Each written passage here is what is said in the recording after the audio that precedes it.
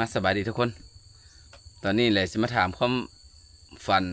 อันสูงสุดของเราอีกอันหนึงเราเว้าไปเปยให้ฟังนะว่าเราอยากเฮ็ดหยังเดี๋ยวจะไปถามตัวเราเองว่าเราอยากเฮ็ดหยังเป็นพิเศษนะสิมาถามเราเบิ่งเด้ออันความฝันของเจ้าในอนาคตนี่ตอนนี้นี่เจ้าคิดอยากเฮ็ดหยังเป็นพิเศษในอนาคตตอนนี้บ่อยากให้หยังอืมนี่อยากได้เมียสองคนอีกมาตึมเอาเมีย2 คนมาเติมอีกเอามาเติมอีหยังบัดนี้มาตึมเรื่องคนหัวข้านพูดน่ะเขายังบ่ยังหยังเจ้าบ่อยากเฮ็ดหยังอยากเอาบ่อยากเฮ็ดหยังเอาเมียมาได้บัดนี้เอาเมียมาเลี้ยงค่อยน่ะเอาเมียมาเลี้ยงเจ้า2 คนโอ้แบบนี้ก็ได้ว่ะตึมคนที่3นึงโอ้ตื่มใส่เมียนี่เป็น3 คนนั่นแหละโอ้เอ้าคันว่าซั่นก็ต้องถามเมียแล้วบัดนี้แล้วคันว่าเราเอาเมียมาอีก2 คนเจ้าก็สิให้เอาอยู่ให้เอา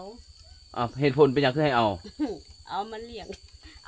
ผัวซอยเอามาเลี้ยงผัวซอยผู้เดียวเมื่อยโพดเมื่อยแหละผู้เดียวเนาะ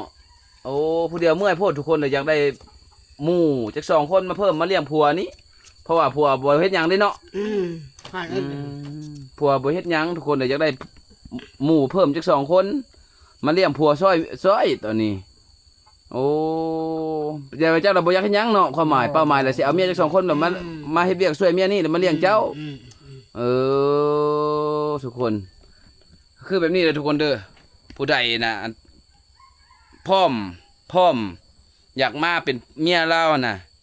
ก็สามารถทักมาหาคอยได้ทุกคนเราอยากได้2 คนเพิ่มใส่เมียพวกนี้เป็น3 คนเพื่อ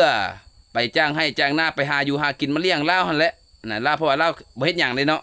เราอยากได้เมียเพิ่ม2 คนแล้วเป็น3 คนกับเมียนี้เพื่อมาเลี้ยงเรานะทุกคนก็รักๆกันแบบนั้นเนาะอยากได้แห้งเนาะเพราะว่าเจ้าเลยเป็นต้นตอก็คือฮู้เจ้าบ่เฮ็ดหยังเนาะเมียก็เต็มใจให้เอาเนาะเพราะว่าอยากเมื่อยเลยเนาะเมื่อยเลี้ยงแล้วก็แต่ว่าเมื่อยแต่ว่าคันบ่มีไผก็ได้เลี้ยงต่อคือเก่าเนาะก็อาจจะมีคนสมัครมาก็มีก็บ่ฮู้ก็ถ้าเบิ่งความจริงอะเนาะอันนี้เนาะเพราะว่าเจ้าก็ให้อันคุณสมบัติของเจ้าไปเลยว่าเจ้าบ่เฮ็ดหยังแม่นบ่ก็มีแต่ผู้ใดเต็มใจ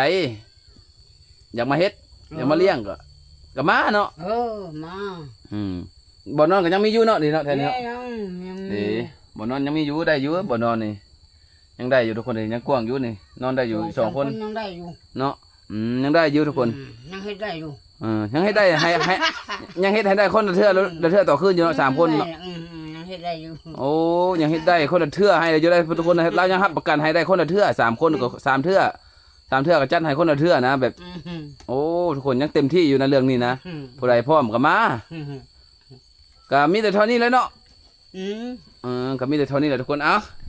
ก็คลิปนี้ก็บ่ได้มีสาระหยังหลายก็ซ้ำนี้แหละก็ตามความในใจของเราบอกมาแหละผู้ใดพร้อมสิสมัครมาเป็น